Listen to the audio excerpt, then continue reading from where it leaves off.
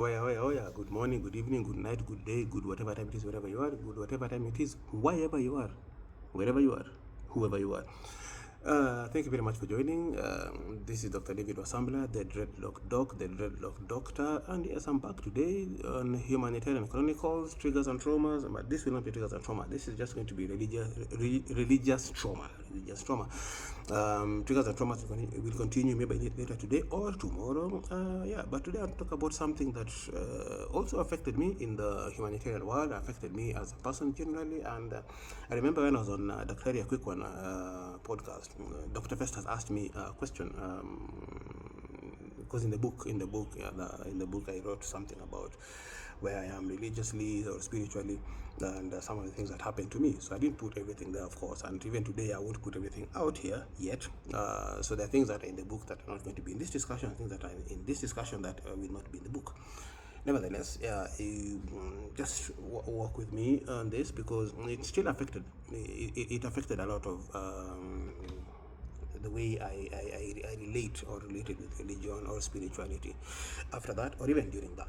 So, remember I told you I was poisoned in church, right? I was poisoned and bewitched in church by church members, not just by random people, church members, not just church members, furthermore, by deacons or elders in the church. One was a deacon, one was an elder, or both. They used to interchange between deacon and elder depending on what the mood was and what they felt at that particular moment was most suitable for them. Well, they were not ordained. The ones who were there were not ordained. Only the pastor was ordained, and then when I came in, I was the second person ordained, fully ordained in that church. The rest were, serving and happily and willingly, but were not still in training before ordination. So that's the same church I talk about in terms of not just by locality being in West Africa, but also that's the church I used to be in when I was in Kenya. I was in that church when I went to Sierra Leone and Liberia.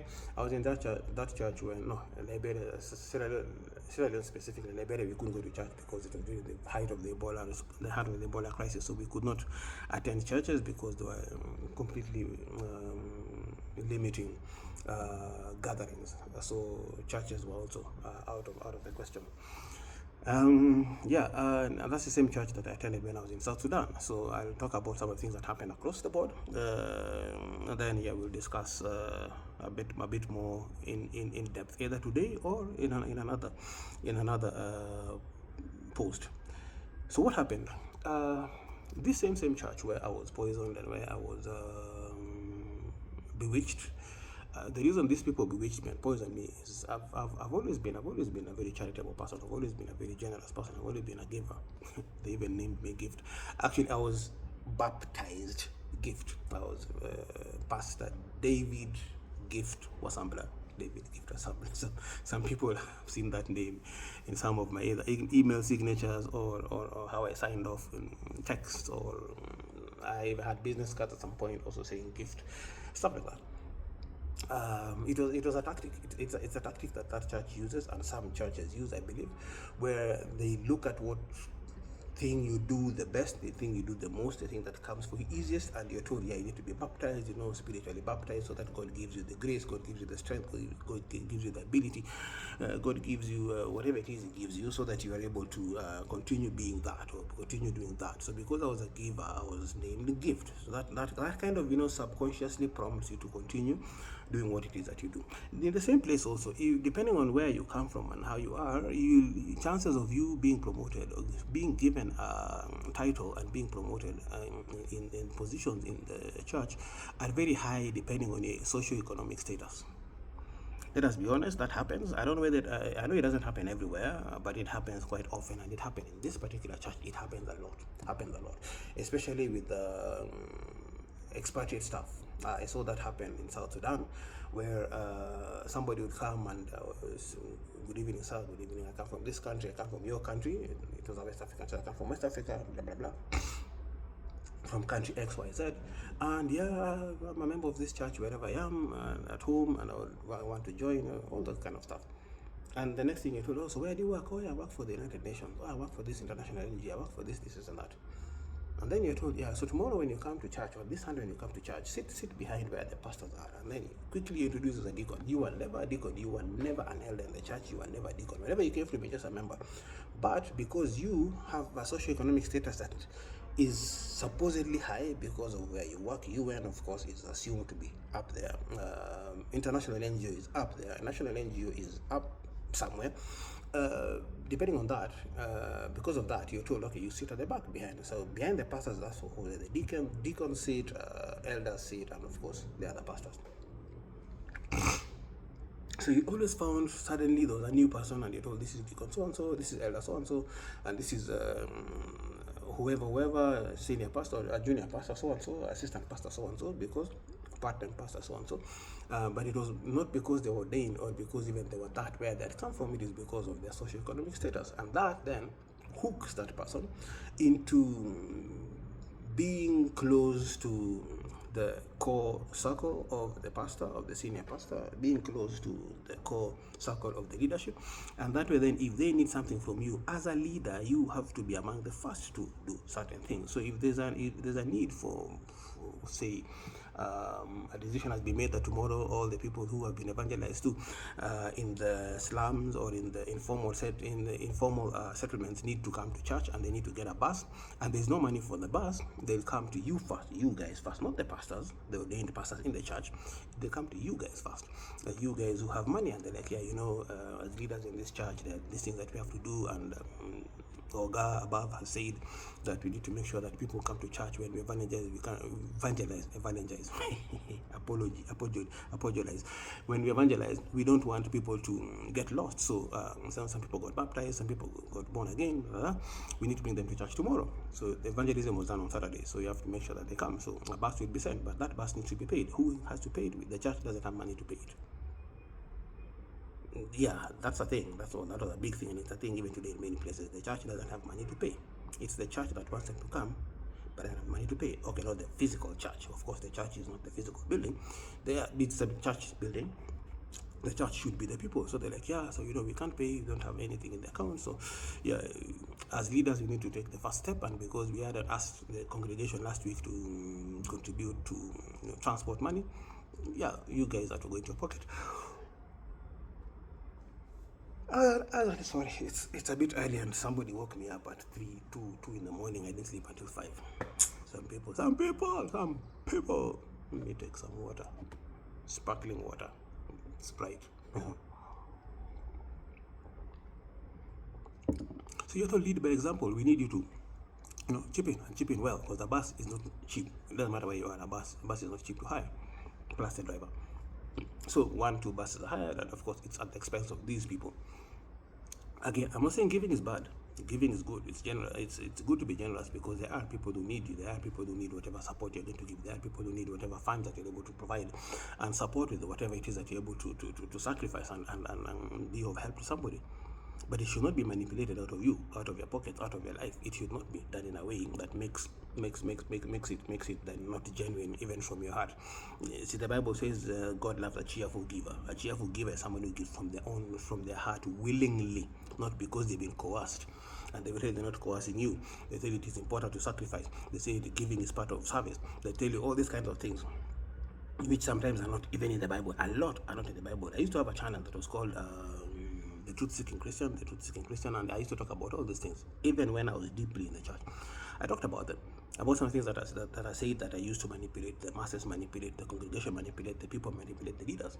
Okay, so those kinds of things. So you're given a position in the church, you're given a promotion in the church very quickly because of your socioeconomic status. That also allows them to manipulate you and make it easy to keep squeezing stuff out of you, squeezing money, squeezing help, squeezing support out of you.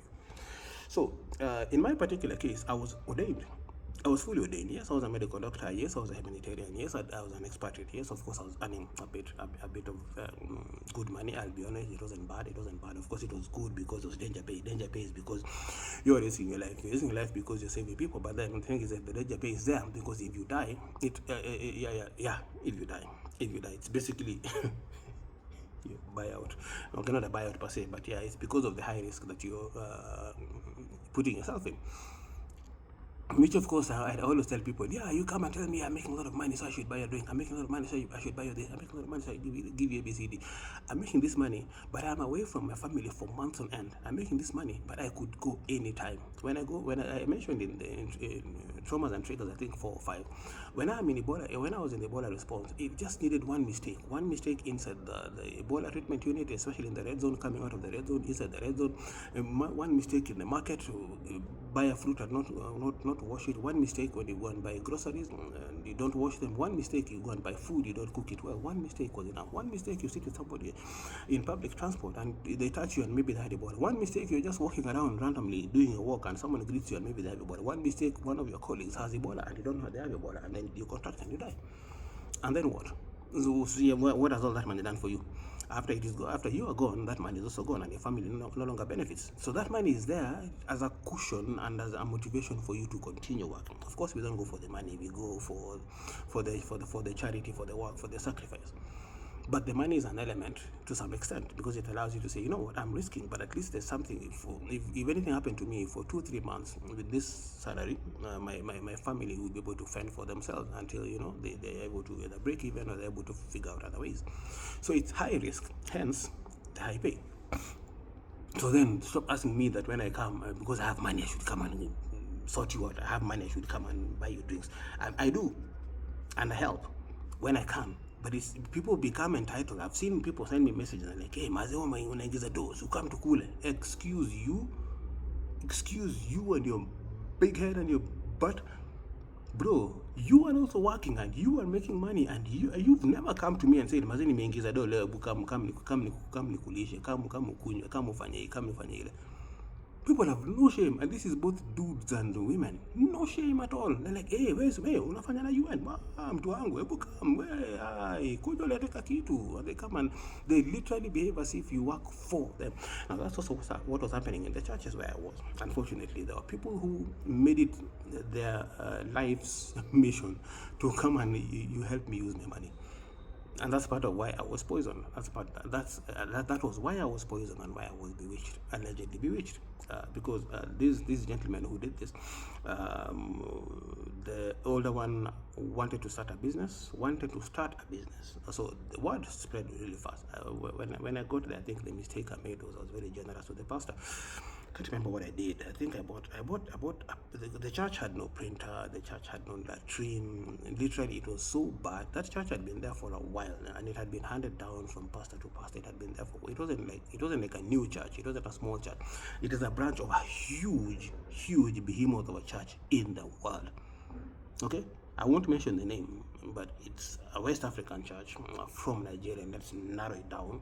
It's a huge church. You know about it. You've seen the buses. You've seen banners everywhere. You've seen flyers everywhere. You've seen stickers everywhere. You know it, but you don't know because I haven't told you. But maybe you know because you know which church I used to go to. If you know me very well, you know probably and guess where what I'm talking about. So these guys. I had this church for many years by the time I got there, but there was still no latrine, there was no toilet. They had this this mat. It's a what material is it? It's a mat made of either reed or something. There's a mat that would just go and plant into the soil, to the ground, and then make like walls with it, and that's where they would go. So you had to make sure that if you wanted to go to the toilet, make sure that the pastor is seated and his wife is seated, then you can go. If they're not seated, probably one of them is there, so you go and wait. Of course you'd shout because it's just reeds. It's just a mat that's standing. It has been put to stand. So you kind of like squeeze through on the other side, so that make sure the entrance was away from the main church, so people don't see you going in and don't see what you're doing. Those are a bush right behind it, someone's piece of land that was not tilled, was overgrown, so people would just go around and enter that place. There was no hole, nothing. They would just go and pee there, and unfortunately the people would also go and drop a dookie. So that's what they had. So when I came there the first time, I'm like, yo, I need to go to the restroom. I'm like, so we don't have a restroom per se, we don't have a toilet per se, we don't have a latrine per se, but we have that thing over there.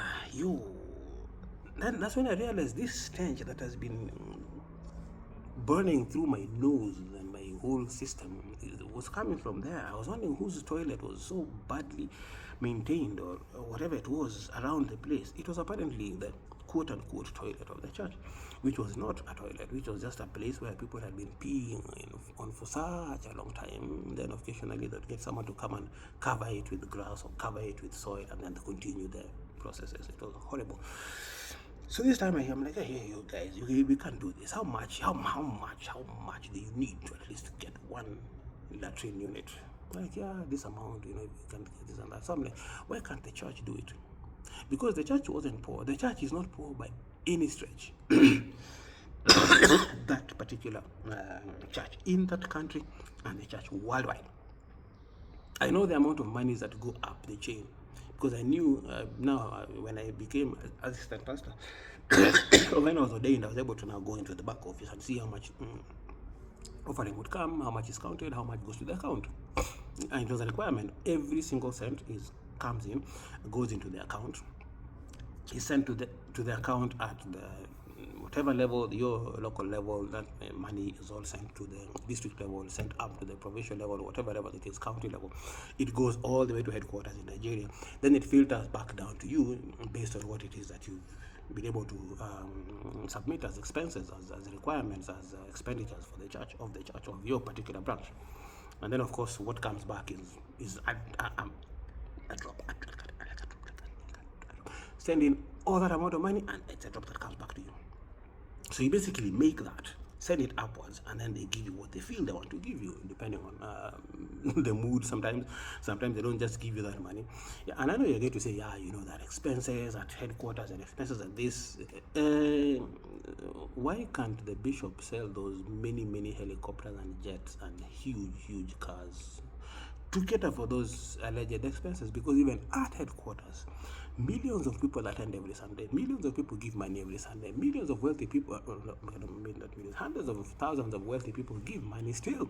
So there is a lot that still goes in. This is worldwide. All this money pumps up into the system and trickles back down to run and manage it. So it's for you as a pastor. And that's what I came to realize. It's for you as a pastor to figure out more innovative ways to get more money for your branch. So the only thing that you're given is your salary, maybe your wife's allowances, rent if it's rented, or you're renting to buy, whatever the case may be. If you bought, then of course that's even worse, because there's no rent money coming in. It means you figure out how to maintain. Nothing for maintenance comes in. I don't know if it does now, but that time nothing for maintenance was coming in, because I could see the accounts and I could see what was being submitted and what was being handed back down to the church, and it would come like 3 months later. So you have to make sure that every Sunday you're pushing up money, but whatever comes back to you from headquarters comes 3 months later. So in these 3 months before it comes back, you are not even allowed to touch the money that comes in, the offering that comes in on this Sunday. It has to all go up. So if you have rent unpaid, you can't use that money to pay for the rent. Even if it's enough for the rent, it has to go up.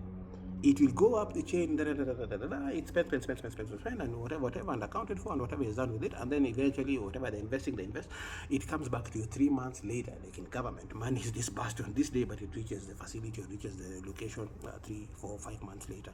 And of course, it comes and it is chopped, depending on whoever is above you and what they think they want to do at that particular moment. So sometimes it even stays above you, at the level above you, because that pastor there had a need, or had something he needed to do, or something that he'd done and he needed to cover for, whatever. It's just a whole mess. It's a whole mess of a government kind of scheme that happens there. Corrupt, basically. So anyway, I came to realize there was basically no money. So this pastor would get his small, tiny salary. That's what he was supposed to spend on his family, of course. But then, because he is supposed to make sure there's transport for people every Sunday after they've done evangelism to come to church, he has to dig either into his pocket or dig into the pockets of the members. Okay? Always remember, in every church, the majority of the people are not wealthy. The wealthy are very few. Very few and widely spaced. Some of these wealthy don't even give, because they've made their money. So why should they give it too? So some of them don't. Anyway, so it so happened that there had to be a way to find money for transport. Had to be a way to find money. So that's why there was no money to build a toilet. There was no money to build a latrine. There was no money to build a separate office for the pastor and the elders. So there was a small, tiny space that had been cordoned off, walled off, where now the pastor and the elders and the leaders would all squeeze into after service, squeeze into before service, squeeze into for meetings, if there were other members in the main church hall, things like that. And basically you could hear everything back and forth, because it was a very tiny space within. It wasn't a small building. It was the capacity was about probably 70-80 people. It used to squeeze in up to 150 people stand. Of course, there's overflow and stuff like that. There was no Sunday school structure, because again, there was no money to build it. They would submit requests, because whatever money, even if you want to build a structure for the church, you have to submit a request up. They'd been denied money for it. They'd been denied money for that. Ask the members. If the members want to be blessed, they need to give more to the church. They need to give more to God, so God can bless them more. The members had no money, first of all, to give. The Bible says, give whatever you have. They didn't have what to give, so they would go borrow, they would go squeeze in something small. It never just worked out. So this Negro comes in me, and I'm like, yeah, so hey, what's up with the toilet? Yeah, see, I can at least build one stance, whatever it's called, with one hole and the walls and the door, nicely done. But like, yeah, I did a quick quotation. I know that I was hit. Niligongo. I was swindled a bit. I was overcharged heavily. But again, yeah, at that time I was like, me, I'm doing the work for the Lord. I need to serve. I need to give. Giving is serving is giving, or whatever it is the other thing. Yeah, so built the latrine. They're like, this guy has money. He just came and he's like that. And then pastor was like, yeah, by the way, we have this deficit in the account and we've been struggling. I don't know what the previous pastor used money for, this, and that. And it turned out later, the one who was talking to me, was going to use a lot of that money for his own personal use, for his own personal activities. Because the salary is so small, he's not able to adequately even cater for his family. He's not able to adequately cater for what the needs are around him as a person. So he was moving some of the money that was supposed to go up. Instead of depositing in the account, he would also delay by 3 months before that money comes, and then he would deposit a small amount. By the time it is going in, it's too little. So eventually it was noticed that there wasn't enough money in the account. The person before him had done the same. The person before him had done the same. Again, because of how the system is set up. So these are people who are basically languishing in poverty. It's a cycle of poverty. Even the pastors are in a cycle of poverty. Then the members end up in a cycle of poverty. But you always borrow. But somehow in this cycle of poverty, you make sure that whatever money comes in always goes up the chain first and comes trickling back down to you. It's the trickle down that is a problem. Sometimes there's enough money to pay for rent, enough money to pay for fuel, and that place you barely ever, just typically, almost as typical in most of countries in that region. There was no centralized power. It would come for an hour, for 2 hours, 3 hours, 30 minutes, 30 seconds. So we had to use a generator. Fuel had to be bought, generators had to be maintained, and all that kind of stuff. That had to come from somewhere, which was not being catered for. Again, the money will eventually come, even if it is little, 3 months later.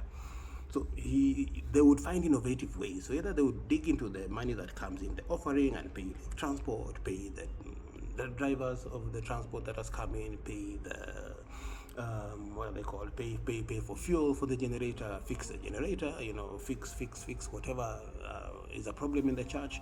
So they kept doing that small, little by little, until a point where now there was basically no money in the account. So there were like, I don't know how many accounts. There's the account of the main of this particular church. There's an account of the district. There's the main account you submit to, and all that money goes. There's a foreign account. There's a local currency account. So there was this whole struggle of how do we get the money. So I'm like, how much money do you need? It's generous, my per diem, I'm sacrificing for my salary. And I'm like, yeah, if we stagger this in 3 months, I'll be able to cater for this. And I'm like, plug in that money. So plug in. Suddenly he was getting praises from above, because somehow he was managing, he was breaking even. He was breaking even when there was no money, because the money was coming from me. I was happy to do it then. Looking back, I'm like, I would have probably done it again, but I would have paced myself, number one. Number two, I would have actually dug deeper to understand exactly why this was happening, why there was this whole deficit. I didn't know then. I just, I was just told, the former pastor, the former leaders, the former this and former that, we need to find a way to, we don't want to embarrass God, we don't want to embarrass ourselves, we don't want to embarrass the church, let us do this, and I'm like, yeah, I'm happy to do it. So I did all that. Suddenly I was buying equipment that, like, hey, why is the microphone always turning off? It was old as F. So I bought new microphones for the church. Guys were like, okay. Of course, pastor is praising me, and when he's on his own with these people. He's like, hey, this guy has money. This guy has money. He needs to, in fact, stay in Sierra Leone. He needs to stay in this city so that he can help us continue. We will prosper with this man's pocket. 2-3 months of that, I was happily giving. So this gentleman, the older gentleman who had gone to the witch doctor and gotten me bewitched and poisoned, came and asked me for money for a business. And I'm like, okay, so cool. I gave him whatever he wanted. I gave him like half of that, because I usually try not to give people the full amount unless it's my family member, of course. Then in that case, there's no problem. If someone I really know, then I would give as much as I can, or I give the full amount if I have it. So this time I didn't have as much because I'd spent on other things in the church. I'd spent on other things in the system. So I also needed to have money for myself. You know, I had to eat, I have to survive. I have needs and bills and stuff like that. So I was like, you know what, yeah, I'm not very well off at the moment, but listen, I'll give you half. Then you figure out the other half. You know, I can't. He was older than me, so why was I catering for him, a total stranger, you know, for his lifestyle and whatever. He never opened the business because he complained that I refused to give him the full amount. So how that even is? So he went and spent that money on whatever. He spent the money on women, most probably, and other things. I know women was part of the things, but he was a known womanizer. So he went and spent the money, and then he began complaining that he didn't have money, and it's because I didn't give him. So he was angry at me. Of course, other than the fact that I took his position in the church as an assistant pastor, I also refused to give him my money. The young guy had come and asked me, I think, for something. I'd given him money the first time, giving him, the second time, giving him, the third time he came and says, Pastor, you know, you remember now, Pastor said that there's this event coming up, and I need shoes, so please buy me shoes. By this time I was wisening up. I'm like, hey, bro, no, I can't buy you shoes. All the money I've been giving you, why didn't you even save some of it? You spent it all? Yes. So you want me now to buy you shoes? Yes, with my money. Yes. I told him. That's when I said, you know what, you guys, you need to realize that the money I've come to make is for my family. None of you are my children. I told them that none of you are my family members, not even my children. That's for my family, my nuclear family. So that money, first of all, goes to my family. If there's some that remains, it will come back to you or to the church. Please remember that. Guys got pissed off. Story went around. Oh, Pastor Dr. David has now become selfish. Pastor Dr. David doesn't give people money. Pastor Dr. David is bad. Pastor Dr. David is evil. My money, mine. I'm not church money. I wasn't even being paid. I wasn't being paid a salary by the church. I was supposed to be as a part-time pastor, some allowance. I wasn't being paid. So it gets worse. The reason I wised up quickly is because this one-time pastor came to me. He's like, yeah, Pastor, you know, I get another motor for house. You be pastor, or yeah, you need to use them. I was like, I don't need a car. First of all, I want to drive in West Africa. I want to drive in another country without a valid license. I have a driving license and I've driven for over 30 years, so that wasn't the problem. I told him, no, I can't drive here. Even if you give me a car, I won't drive it. So he said, no, Pastor, you know, sometimes I go for trips, I go for mission, I go for this and that, and then instead of you on a weekend struggling to get a taxi or struggling to wait for your drivers to, you know, come and bring you to church and go back, why don't you just have another car? So in my mind, I'm thinking this is being a generous person, and he's offering to allow me to, because we find a driver in the church. You just give him a small token and he'll be able to help you. The driver was his brother-in-law. So the car in question was this dead ramshackle in his compound, which he had killed because he wasn't maintained. You know, the only problem is the spare tire. The spare tire. No, it did not have any tires. That's the problem. They're all spare tires. They're all dead spare tires. The car had a dead engine. The car had everything. It wasn't lights were not working. Electronics were just dead. So I thought to myself, you know what? I'm doing the work of the Lord. I'm doing the work of the church. You know, being a giver, being a sacrificer. Is that a word? I'm doing all that. So I'm like, yeah, Kwani, let's do this. Let's do this. So I did that, fixed the car. So he had two cars. He had this dead one and the one that was almost dead that he was using on a day-to-day basis, which later turned out he had basically quote unquote robbed from somebody because somebody wanted to sell the car and pay off some debts. He told the guy, give me the car. One of the deacons in the church, give me the car, I'll pay you. He paid the guy 5 or 10% and then never paid him the rest of the money. And then when the guy would go and ask for the money, he would threaten him and tell him, you can't be coming to a pastor like that. You need to respect the pastor, respect the man of God, respect the anointing on my head. If I curse you, you'll be down. You can't just walk to the pastor's office and begin demanding for money. A year later, he had not paid the money for the car. He hadn't paid the guy what he owed him, the 90% of the cost of the car. He was driving somebody's car without paying for it and threatening the person, and the person came to ask for the money. That person who sold him the car that he refused to pay would come to me and whine about it. I'm like, but I can't do anything. I don't know what the history is. It's the same person who was used to come and give me the sandwich that was poisoned and had witchcraft. Wahala day. So anyway, he gives me this car. I fix it. This second car now, the one that was actually his, that he had killed completely, fix it, bought new tires, fixed whatever, electricals, fixed electronics. It was working, and there, so and I would fuel it and continue maintaining it and servicing it. At least I did that for about 3 months, I remember, and then eventually I was like, I'm done. So the reason why I got done, so I would use it maybe like Saturday, Sunday. I would call the driver, who was his brother-in-law. I would call him, I'm like, hey, so and so, I need to get this place. Are you able to come and pick me? It would take him like 2-3 hours because he was driving around, having fun with it, and of course, that was the pastor's wife's car. So she would use it whenever she needed to use it. And when I would ask, hey, but pastor, I thought this car was supposed to be for me to use whenever I needed it. But whenever I call, it's your wife who's using it. I have no problem with that. But then now it means I can't use it. I'm fueling it, I'm fixing it, I'm doing everything with it. But he's like, no, but that's my wife. She's the mama of the church. Okay, cool. First month I took that. Second month I was like, it's becoming a bit tricky. I'll just get random calls. Hey, pastor, your mother's car has no fuel. Your mother's car has this problem. Your mother's car has this thing. What do we do? That was his question. That's how we used to put it. What do we do? What do we do about it? What do we do about this? So basically, what do we do, man? Cough some money. Pastor, your mother needs a power bank. What do we do? Your mother needs this. What do we do? So what do we do? We did.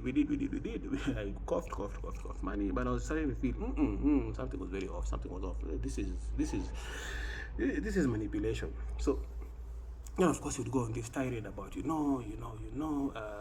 to support, you need to help, and soldier come, soldier go. Those total pieces of BS that people throw at you when they need to really push you to do something that you're not even supposed to do and you don't want to do, and they know, so they then manipulate you and gaslight you and whatever it is that they do to you to make you feel that you really have to do it, and if you don't do it, then you're a bad person. So he kept doing this, and I was getting quite jittery. Then at some point I realized, by the second month, I never even used to see that car. Even for the Sunday when I needed the car to come and needed the guy to come and pick me, the guy wasn't available. He wasn't available because he had taken the pastor's wife, I don't know where. Saturday I couldn't even use that car because they were moving around and she was going to the market and going to whatever. And of course now she's able to show off that she's the pastor's wife and she has a car and she has a driver, her brother. So that car was never available for me. That would not have been a big problem if I wasn't expected to also maintain it and service it and fuel it every single time. It was an old car, so it was guzzling, good. It was drinking, basically. It was drinking. It was just bottoms up fuel. So by the third month, I was like, by the fourth month, I was like, pastor, what do we do? There's no fuel in your mother's car. I'm like, so I'm sorry, but right now I'm not financially able to. Sometimes I actually wasn't. Then I would have to borrow money, but it reached a point where I just did not want to, and I'm like, I don't have enough money for that. He's like, no, but pastor, I'm like, no. The money I have now is just for me. I even told him, I was very honest, many times I've sacrificed to the last cent of my per diem, and I have nothing at all. I have to borrow money now to survive on myself because I've put all my money in the church, all my money in your car, all my money in your life, all my money in your family. So when do I start functioning? If I no longer have money, then nothing. He would now come and push me like, pastor, God is telling me you now should become a full-time pastor. I'm like, he's not telling me yet. Yeah, he's telling me, come back again. He's telling me, I have had this, that you need to become a full-time pastor. In his mind, it's the money that he wanted. And in his mind, if it was full-time, then I would spend my money there. Because I used to tell him, I'm sending money home. I'm sending money to my family. I'm sending money to do ABCD at home. And that didn't sit well with him. And he would say, no, but you're serving here.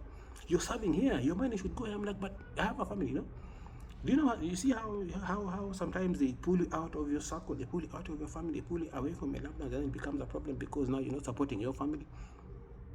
No be juju be that. No be juju be that.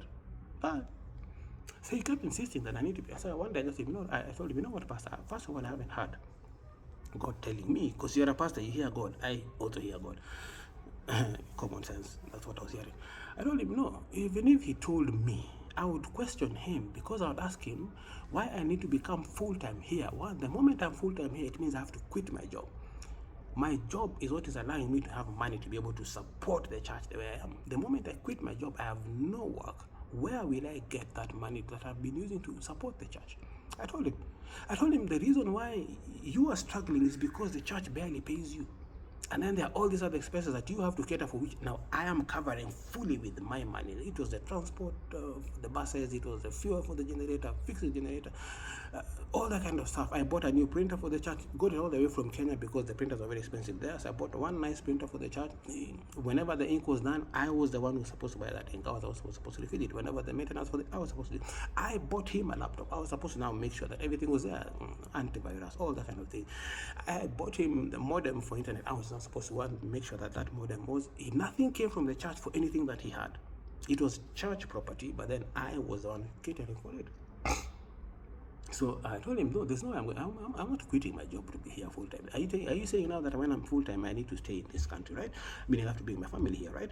Where am I going to get a job that is able to do whatever I'm doing right now and cater for me and my family? Right now, I am struggling to cater for my family because I'm also catering for the church and you. He said, no, but Pastor, you're thinking about it the wrong way. God will provide. I'm like, yeah, it's cool. It's cool. When the time comes and I get a job here that is well paying enough for me to cater for my family and bring my family here, and I'll be able to be a full time, and then I am able to stay here, that's cool.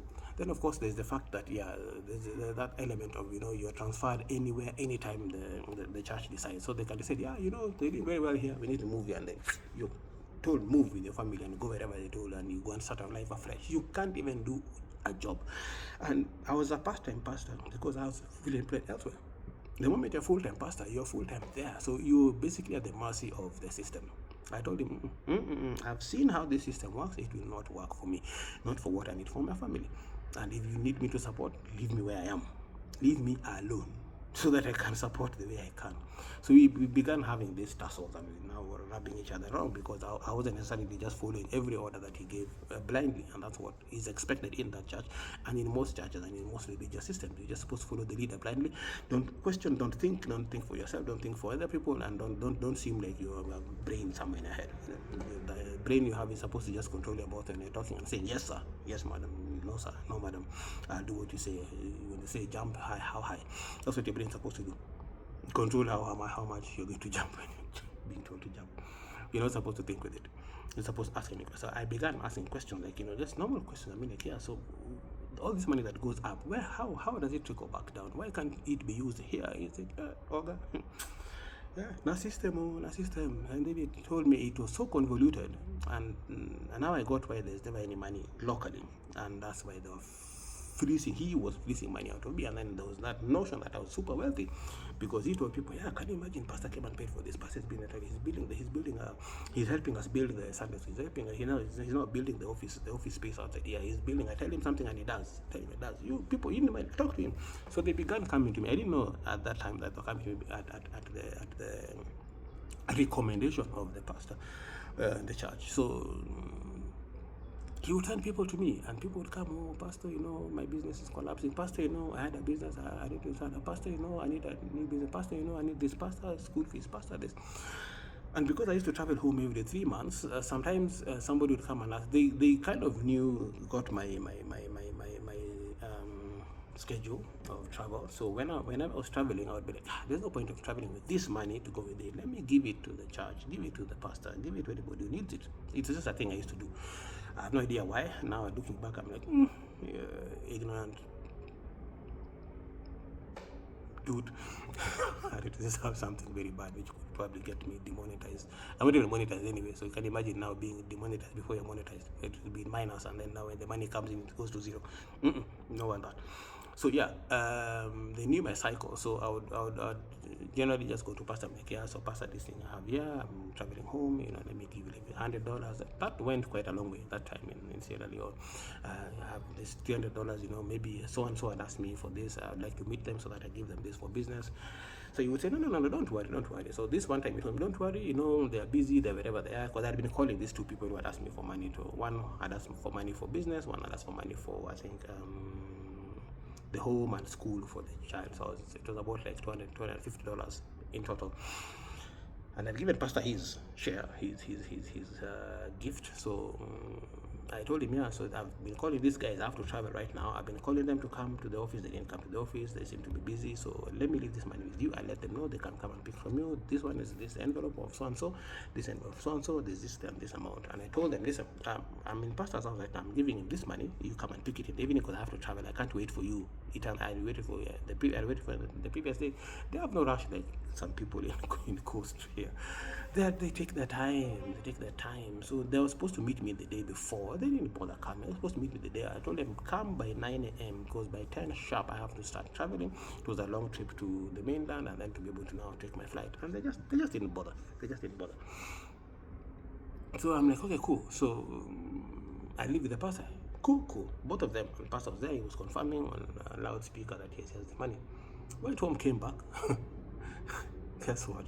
He never gave them the money. And I didn't know this. He never told me. And they didn't tell me initially. Then suddenly they're like, oh, Pastor, you remember that money you left for me for school? I mean, yeah, cool. Yeah, how far did it go? Were you able to pay everything? Because it was supposed to cater for the school for that child for like 2 years. And whatever it is they needed. The other guy was supposed to now revitalize his business and buy some stock and stuff like that. He never gave them the money. So they came back to me, now, Pastor, that money you gave us. Yeah, this one thing, the money you gave me when I got that day to the pastor in the evening, he told me there's this thing that the church needs, so I need to leave it for him. And then when you come back, not that pastor will refund them the money that was now theirs, that when I come back, I will give them more money. And lady comes and tells me that, the dude comes and tells me that, I'm like, say what? Nigga, what? He used the money that I gave him for you, then told you to come and get it. He didn't say he'll refund you from his money. He said that I will give you more. So do this. That deal you had with him, go back.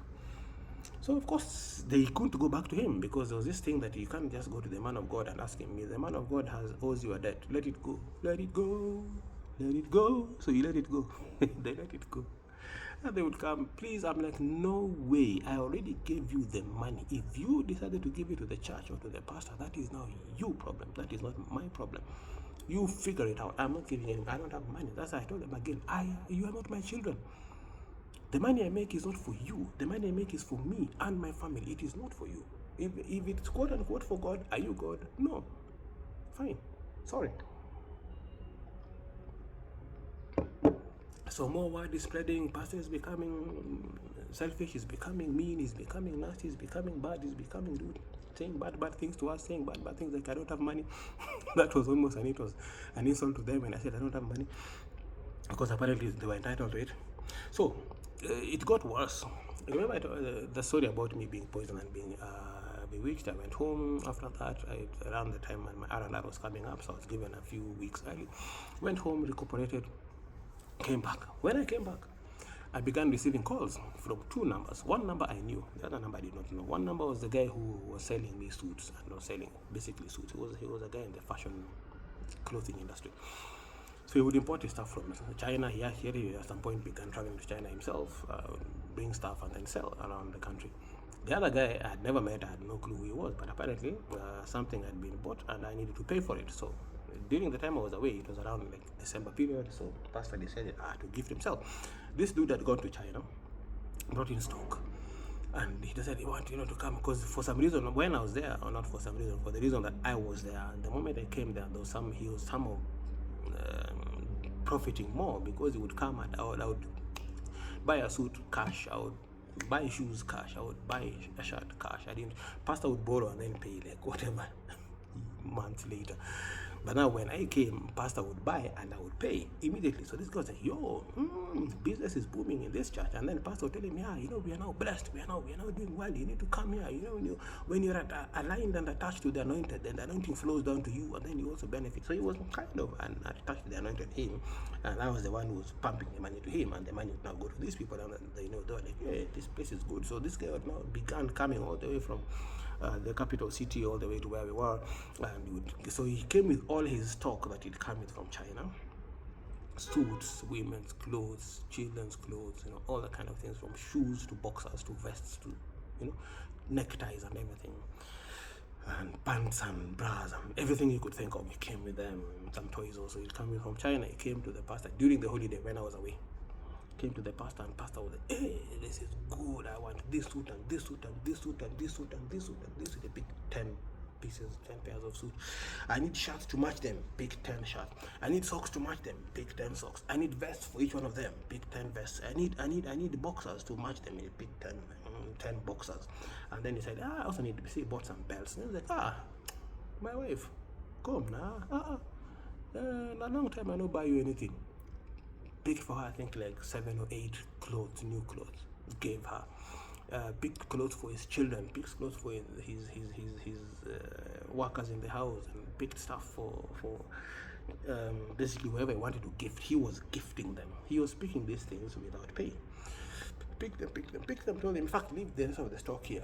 Pastor David is coming soon. He will buy. I will make him. What he said was, I will make him buy whatever was left. So he had picked the best of them, left some of the not very good ones. He said, I'll come and buy. So there were shirts and some boxers there and some socks. And then told the guy, you don't worry. Pastor David is coming about 2 weeks time. 2 weeks time, you have all your money. And it was a lot of money. Can't remember how much it was, but it was running into thousands of dollars. The amount of things he bought now for everybody, including his family members, and he gifted some to the elders and the leaders in the church. Pastor David will come and pay. So in this guy's mind, Pastor David was an accountant, as an admin pastor, had access to the account. He never told these people. The elders of the church knew. This guy who was selling him stuff did not know. He just knew he was an assistant pastor, an expatriate, and a medical doctor working in the NGO, in the emergency response. But he did not know that the money that he was being told about was mine, and the money that any time he had sold suits and he had been told to wait for me was my money from my pocket. He thought I had access to the account, and when I was away, then the pastor couldn't access the account. That's the impression I think he gave. Does this lion have teeth? I mean, they're there. Are they white enough? What is going to go and make them whiter so they stand out on the eyes? Anyway, I digress. Let's leave the lion alone. Yeah, so he promised this guy that would come and pay him the money. So just hold on. The guy was like, yeah, it's fine. I mean, no worries. If pastor is coming, it's cool, because he knew I would pay cash. That time he came with a suit. Pastor told him, give pastor suit. I told him, my friend, I will not take a suit on credit. The day I have money, I'll ask you to come. Don't even leave it. The day I have money, and I told him the day I got money, called him, he brought the suit, brought the stuff, whatever I needed, and I'm like, yeah, I chose it, put it aside. Then he brought it to me when I had money. So he knew I was a man of my word. The second person that was swindled was a guy who had sound equipment, speakers and stuff like that, including like screens and stuff. So in December, they usually have this big thing in the church, big, like I think it's a week long across the world. Everybody plugs in, and the bishop is preaching, and the big men are coming from other countries and preaching to them, and then they set the mood for the next year, and then whatever word is the main theme now becomes 2026, year of, like in my case yesterday I said it was my year of reactivation. So 2026 is year of this, based on whatever was being preached, and the main topic of that convention. So Bishop had been telling them, you need to make sure that you have good sound equipment, you have good screen equipment, you have good visual, blah, blah, blah, blah. And even if you have to sacrifice, you have to borrow, you have to do whatever you need to do it, because it's going to be changing your life, it will change your life. And everybody was like, yeah. So the pastor was like, yeah. This pastor was like, yeah, I'm going to get. So he got big screen for the church. He bought new sound equipment, he bought new drums, he bought new microphones, he bought everything new. And he told the guy, my pastor is coming in 2 weeks time, he'll pay you. The guy was like, cool. Again, thousands of dollars. So I get back in January and I started getting calls. I think he told me, he's back, call. Because I came back again, of course, with gifts, and I don't know what I got him from Kenya. And I think through the duty free, I got him. Of course, I would buy stuff for him and his family. Again, my friend, my pastor, spiritual father, daddy, papa, whatever it was. So I brought him stuff and I said, hey, he's back. So the guys are calling me. Then I'm in the office, I'm getting a call from the first guy, the guy with the suit. I know his number, so I know him. I'm like, yeah. So he said, hey, Pastor, how are you? I'm fine. Yeah, how was the trip? Are you feeling better now? I heard that you're sick. And then he went home. I'm like, yeah, I'm good. So I'm wondering why he's calling me, because I hadn't ordered any suits and I had not planned to, because I had bought enough suits I needed. So I was good. I was good for the rest of the year. He's like, yeah, so Pastor Paul told me, I said his name, Pastor Paul told me that you will pay me for the suits. I'm like, which suits? He's like, oh, he bought things when you're away, and he said for his wife also, and he said you're going to pay. I'm like, huh? Under what arrangement was I going to pay? Because I don't have his money. He's like, no, but he said you're the one who has the money and I'm going to pay. Like, you sold him what? He said, nah, I think he took out his list. Like, yeah, I sold him 10 suits. I sold him 10 pairs of shoes, one for each suit. I'm smiling on the call, ear to ear. I sold him this. He took stuff for his wife, for his children, I don't know, and I left some clothes there for you. So I remember the night before when I got to the pastor's house, I would always make sure the moment I arrived, I'd take my things to the house, go to the pastor's house, whatever gift, say, I'm back, blah, blah, blah, just accountability. And then he would pray for me and bless me, and then I go back and now take my rest. I remember he was pushing. He didn't tell me he had bought things that I needed to pay for. He just told me he had bought things. He didn't say I needed to pay for them. That's number one. He said, yeah, Pastor, I bought some things here. And also, when the guy came, he left some things. I told him to leave it. I told him not to go back with them. I lied. The things here for you. They're very good for you. You need to take them. Take them. I'm like, no, I don't want them. I look at them. I'm like, this is not the things. They are the things I wear. No, take. Even if you take and you can give some, I'm saying I didn't want. And I just had this feeling this guy was calling me. I refused to take them. My nose is itching today. I refused to pick them. And he couldn't understand, and he kept insisting. I said, no, I will not pick them. If I need something, I will come, but please just give them back to him. I let him sell them. There's no point of holding his stock here.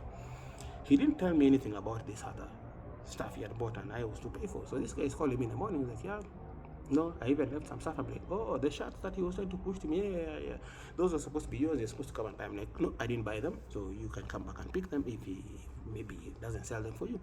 He's like, yeah, so what do we do about the one that he already bought for himself and his family? I'm like, so what do you want me to do? He's like, yeah, but he told me it was you coming to pay. I'm like, but he told me you have the account. I'm like, sir, I am not at the church accountant. I'm the assistant pastor, but I don't touch any money at all. He has access to the account. He touches the church. And if the church was supposed to pay you, then talk to him, not me. Whatever money maybe he's talking about he's assuming that I'm going to pay with my money. I am not going to pay with my money. So I'm sorry. Do this, call him back. I could hear his brain turning in his head, and nothing was making sense to him. He had been waiting for 3 weeks. He could now restock because all his stock is there. He hasn't sold it. And he's now being told that the person who apparently has the account doesn't have the account. I'm like, no, I don't have the church account. Probably he's expecting me to pay, but I will not pay. But he said, but maybe just help. No, I am not going to pay. You go back to him and tell him that you've talked to me and I've said no, and he should pay you. So hang up. Shortly after, another call comes in. So this guy's like, yeah, Pastor David, my name is so and so. I'm like, yeah, so what's up? What do you want from me? How can I help you? I thought maybe it's one of the patients who had been seen there, and sometimes they would call me and ask me for advice, or call me and want to come and see me, or call me and just say thanks. Call me and try, of course, ask more. I haven't eaten food for 6-7 days. Please help me. So that kind of stuff. He's like, yeah, I'm a friend of so and so, the guy who sells clothes. And when we came in December, pastor asked that I supply him with some stuff, and I supplied him. I brought a new screen to the church. I brought a new speaker to the church. I brought new microphones to the church. I brought this and this and this and this. This amount of money, again, over $1,000. I'm like, and so you're calling me because of why? He's like, yeah, he told me that you're going to pay. How? How am I going to pay? He said, you have the money. I have the money. What money do I have? Here, you have the money, you have the account. I'm like, Like, you said you were so and so, yeah, and you came at the same time, yes, and you brought equipment with him, yes, and pastor told you and he that I was going to pay you, yes. I said, okay, so I've just told him now that I don't have the church account. I do not control any money in the church. I don't have money that belongs to the church. The money I have is mine, and I have no idea that you guys had a deal with the pastor and you sold him anything and I was supposed to pay. I am not going to pay you. He said, but sir, I'm like, do this, call him back and tell him that I have refused to pay you and that he should pay you.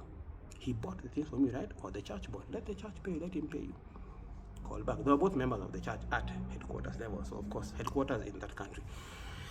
So they only had two options: either ask him for the money again, report to the police that he had taken their stuff and didn't pay them, or report him to the senior pastor, to the Oga, who was at that time the brother of the bishop who owns the church. It's a business. Okay, let's not lie to each other. It's a business. Some are genuine, some of them are businesses with profit that goes only to the boss and a few of his very close ones. So these guys went and called him back. I think I mentioned this very briefly in another video, at length in another video before, a few days ago, or a few weeks ago. So they go back to him and tell him, Pastor David has said no. He was livid. He sent them back. He told them, if you want your money, you talk to him. That's not my problem. And I think he verbally whooped them. So they called back begging. I'm like, I will not. I don't know how that deal started, and I will not go to him. They're like, oh, please talk to him for us. I'm like, talk to him for you? No. You remember the guys who had left money and pastor refused to give them? They were like, oh, pastor, please talk to him to give us. I'm like, I talk to him to give you your money that you give to him. You be mumu. I not go do that. Now your own problem. Go do them. So this guy is also, oh, please talk to him for us. And I'm like, no. Oh, he is from the church and you're a pastor. I'm like, no. That deal you had with him was between you and him as an individual. But it is with the church, but with him. You go deal with him. So eventually they lost their money. Unfortunately, just like that guy lost his car, unfortunately.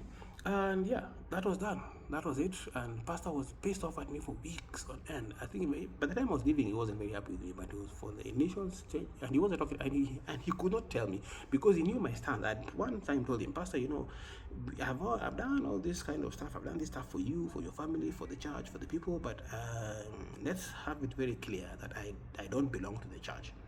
My money is not the church's money. I am making money. I'm sacrificing my life. Where I work in the Ebola treatment unit, I am at risk every single day. And whatever money comes from it, what I'm giving out of my heart, from what I can squeeze out, not just necessarily what I have, what I can squeeze out, and I save so I can give. Or I give, then I have to now figure out how to squeeze my belt, tighten my belt, and save over time to recover for myself and my family on behalf of the church. So no. So I began telling him no. I began saying no. What can we do? No. What can we do? No. Well, he was like, oh, so the account for somebody. I don't know how the account began to dwindle, but I wasn't pumping in so much money. Oh, he would expect me. He would be like, because my tithe I was tithing 10% of my salary, which was significant in comparison to everybody else.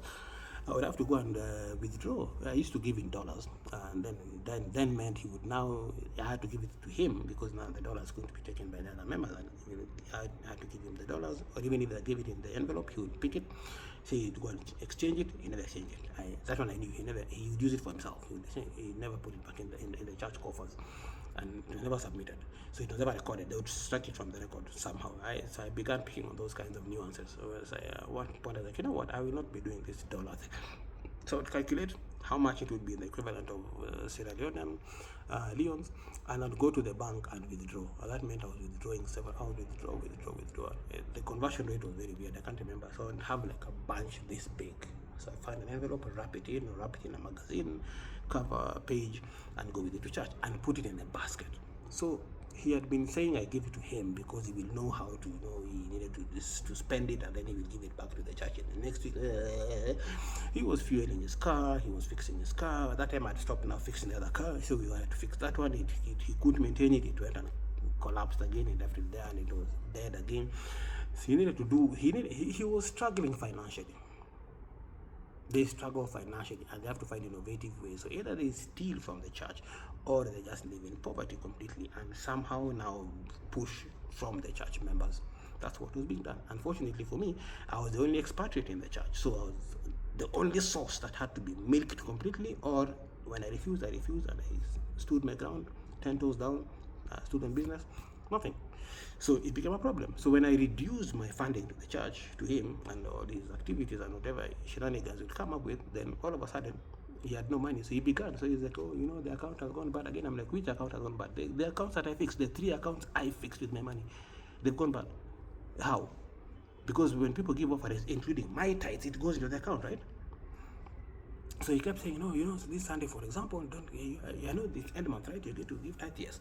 This Sunday, in fact, you give it to me, I will give it. I'm like, wait a minute. Why? What is the insistence with this? He began insisting. So the first Sunday I gave it to him because, I had seen the needs and I didn't want to be like part of the problem. So I gave him that. I'm like, he says it's up to him. He's the senior pastor. He knows how to account for it. Then I realized, wait, this guy is just using me to get money from him. I said, the next Sunday I refused. The next month.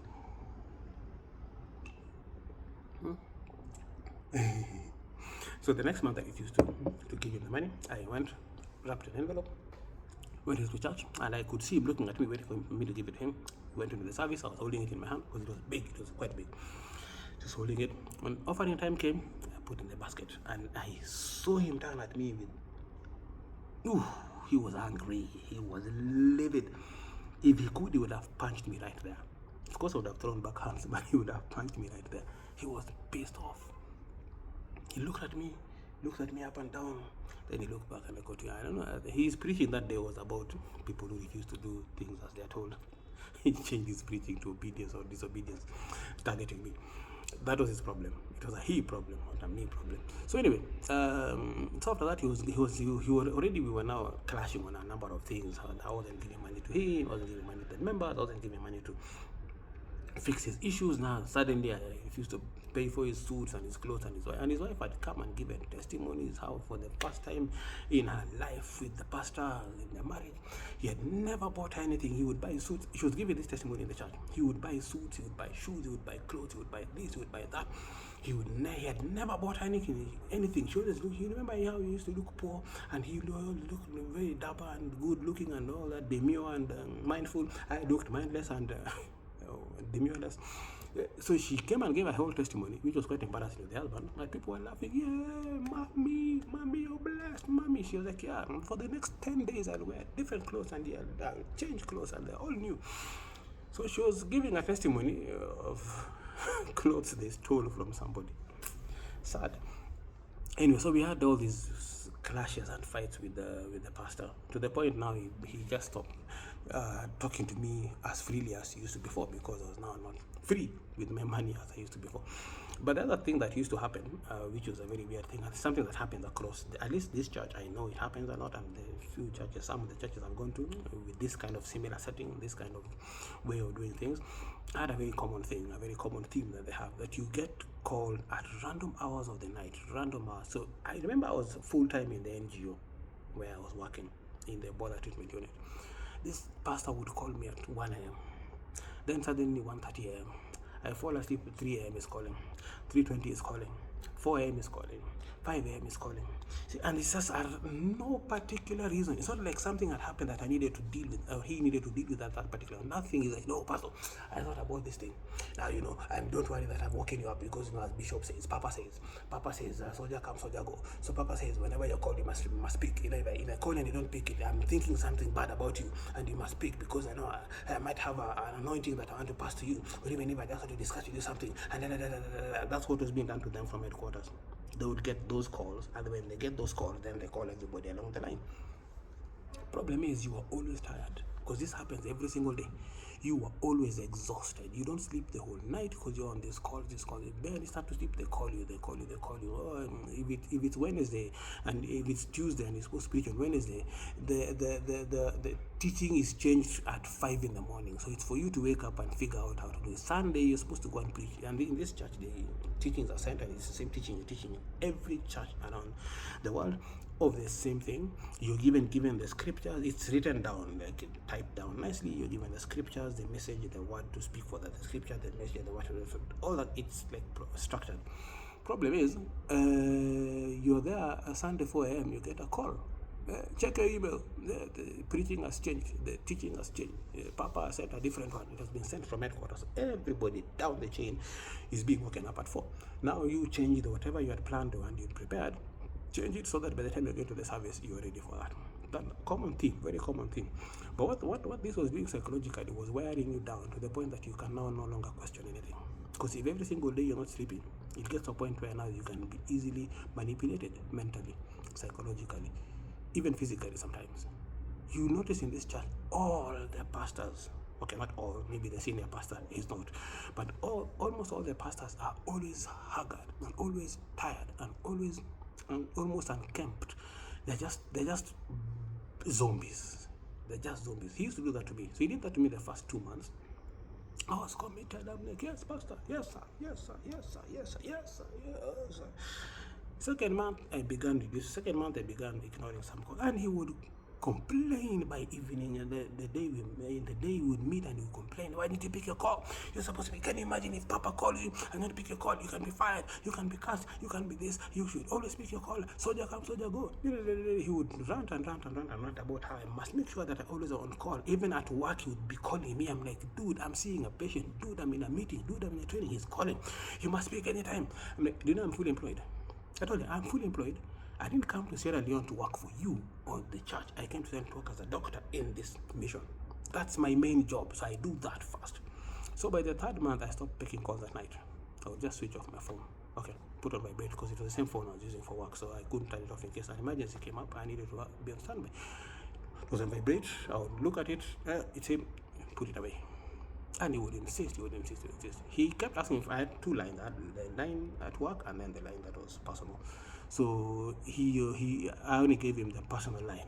So the personal line, when I would turn it off, it was off. My work line was on. So he kept asking for the work line. I'm like, no, that's strictly for work.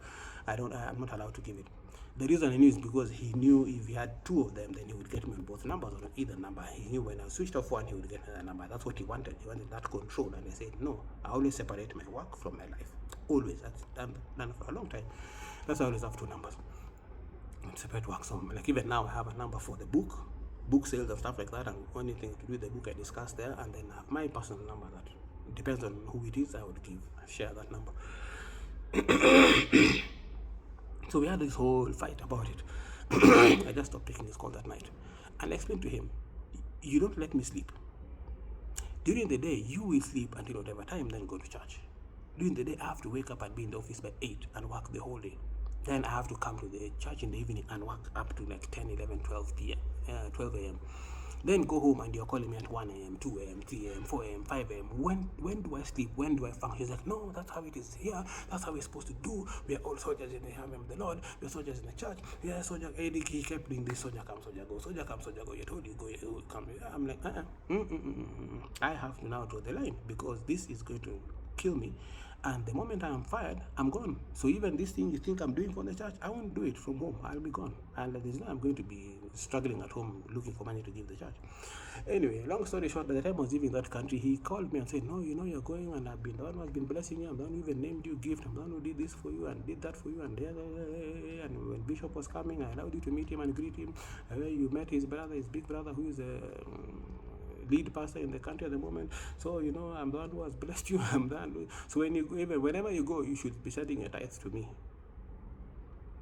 Yeah. Say what? Me, from what I know, because I've also been a pastor. By the time I was quitting, I'd been a pastor for around 12 years. But you didn't realize that that red book people talk about, and this other book people talk about, I've also read them. Constitution, I've read it. This other one, I've read it.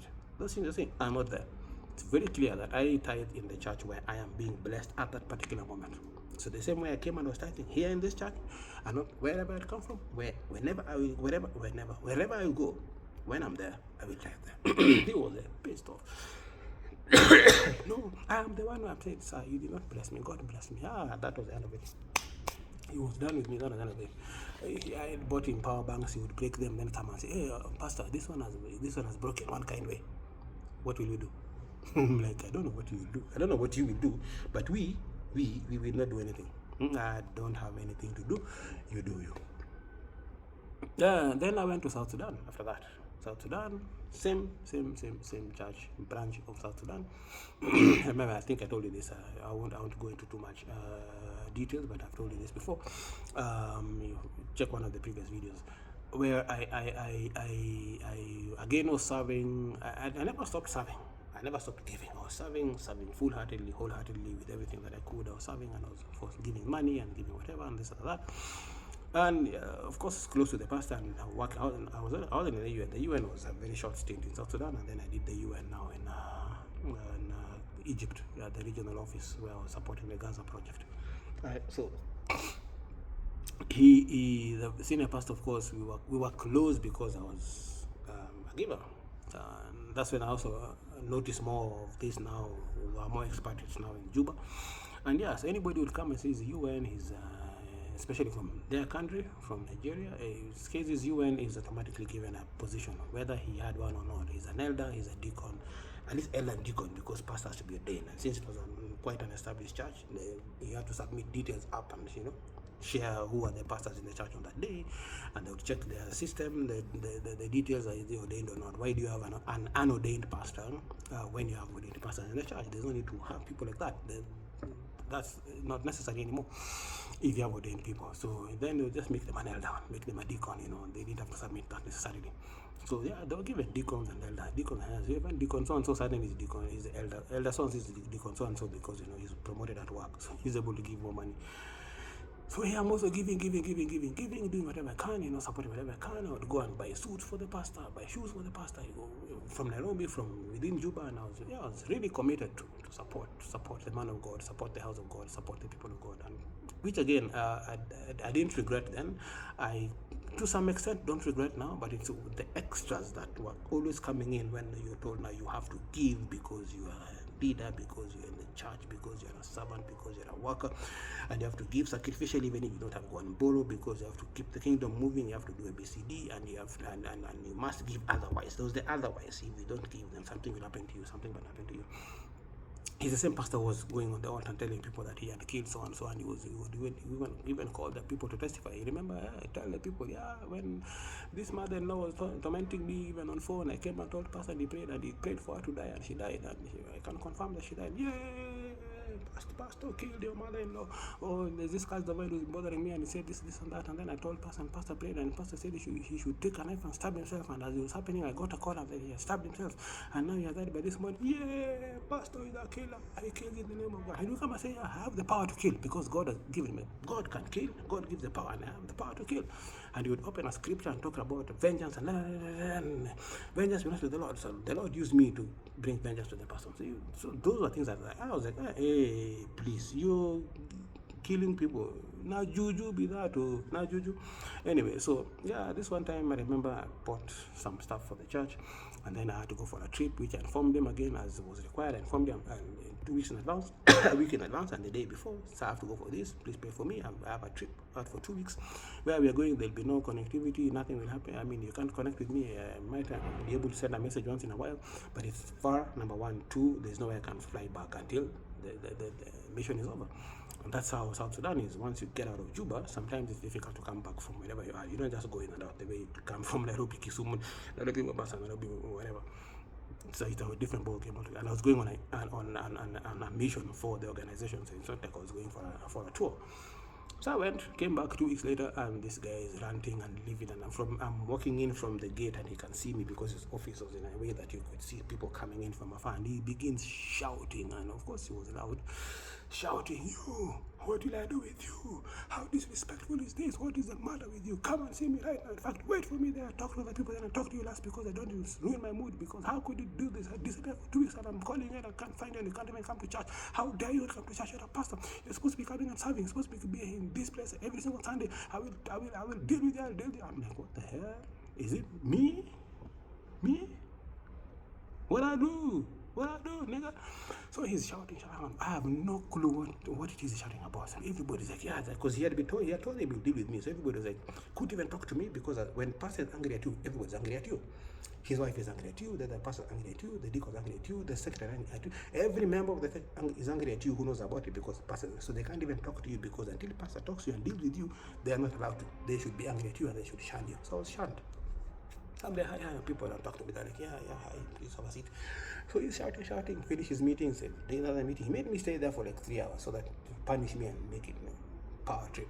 When I walked in, he began shouting again, where were you? What were you doing? How dare you not come to service? How dare you not? I will pray to God. And that's when now hit me. I will pray to God to take away this job that doesn't allow you to serve. I'm like, what? You will pray to God to take away the job that brought me to South Sudan, that is allowing me to have the money to be able to serve in the church, that allowing me to buy the equipment, to buy this and buy that and buy the other thing for the church. You want to pray for that, against that, so that God takes it away. And then if I pray, when I pray like that, you serve. I'm like, when you pray like that, I'll go back home. I won't serve. I'll go back home. So he was like, first of all, why are you questioning me? Second of all, why are you using the brain to think? Third of all, why are you asking me questions like that? I told him, sir, no. I'm trying to understand where this problem is. Do you remember this day I came to you? And I sat here with you. And I asked you that to pray for me because I was going. And I had been talking to you 2 weeks in advance, a week in advance, and the day before I traveled. Do you remember those times? Do you remember I came and after I told you I was going for a trip? Do you do know South Sudan? You've been here longer than me. You know South Sudan. You can't just in and out the way you want. There's no way I was going to come from that place, come for service and go back. There are no flights and it's a place you can't go by road. Do you know that? Yes. So what's the problem again? Do you remember you prayed for me? Yes. What's the problem again? Do you remember when there were gunshots and we were being shot at the whole night? I sent you messages and asked you to pray for me, and I even called you. I couldn't go through, so you were sending me and you're sending me back prayers. Do you remember that? Yes. What is happening right now? It's like, no, but your commitment, I'll pray and God will take away the job so you can be committed to the church. I say, when you pray and God takes it, I'll be committed to the church back home, not here. And even when I'm home and I'm jobless, I can't even be committed even back home. So you'll have ruined everything. And I said, this God that gave me this job to come to this country will not take that away. He was like, oh, okay. Negro got brains, huh? Deal with him. So he shunned me completely. He said, get out of my office. I don't want to see you. Do whatever it is you want to do. So of course, I'm saying that's a place where you're still manipulated and you're still brainwashed, and you want to always apologize. And after a few days, there was this whole party that was happening. One of the pastors was going back to Kenya with the leaders, and there was a party for him, and we went to the pastor's house. I was invited, but invited like, yeah, you can come and talk to us. But he wanted me to apologize, so of course I'm there. Oh, Pastor, I'm sorry. I knelt down in front of everybody. I'm sorry for what I did. I shouldn't have spoken to you there. Gaslighting, when someone offends you and then they make you feel bad for feeling bad that they offended you. That's where I was. I'm so sorry that I said you can't pray against my job. I know you can. You're a man of God. Rubbish, taka. I forgive you. So now I'm back in his good graces because I apologize for everybody, all the pastors, the deacons, so, and his servants at home, so that this guy knelt down before him.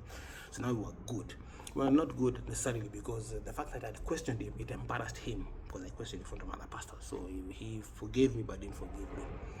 So those kinds of things. And then of course he kept talking about the way he kills people, and he was always quite nasty towards me after that. And at some point I was like, you know what, it's been real, adios. I wrote an official letter and I quit. I just left. I couldn't hack it anymore. But anyway, another church we went to, I remember this time, when I was a giver, everything was good. Hey, my son, go pray for so and so. My son, go do this. My son, go do this. I lost my job one time around this time, and I had been giving significantly, like huge amounts of money. Sometimes my whole salary in the NGO where I was working, I would give quite a lot of money. This one time, the time before I went for Ebola response, I was jobless for 2 years. I had no money whatsoever, like nothing. That's the time when it was bad. And I couldn't even afford bus fare to go to church. And the bishop would complain. This was a different church altogether, different place altogether, different denomination completely, but still similar mindsets in the church. And the bishop would, when I had money, he was, my son, he would text me, we would text each other, we would chat, we would throw jokes at each other, share scripture, share jokes, share laugh. He would invite me to his house, I would meet somewhere, have a coffee. The moment he heard that I had lost my job, that just stopped like that. No more communication. And the only communication, sometimes I'll send a message, Pastor, Bishop, sir, I need a prayer, I'm struggling financially. I was like, did you come to church on Sunday? No, I couldn't come to church. You should come to church even if you don't have, because it's only in church where you're blessed. You have to come and make sure you have an offering to come into church. I'm like, I don't even have bus fare. That doesn't matter. You find it, you borrow it, you do whatever it is, you must come. I'm like, okay, that's how we do this, yeah. That's all that they do for you. That's all that they do. I beg. So anyway, that continued. Until that time I was completely penniless. penny less. And then one time my daughter, I think it was my firstborn daughter broke her arm, and I needed help. So I called the church. I tried calling him, nothing. I tried to test him. I'm like, sir, I'm struggling with this. My daughter broke her arm. I just need help. I just need help. Do an X-ray and treat her and pay back if I have to pay back. I just need. You've been tithing diligently for years. You've been giving offering diligently for years. You've been contributing to the projects. You've been giving to the bishop. I was just asking for money, not from him necessarily. If it's him, it's fine. Generosity. But I was asking for money, just even from the church account, so that I'll pay back later. We'll sign something I needed to help my daughter. They refused.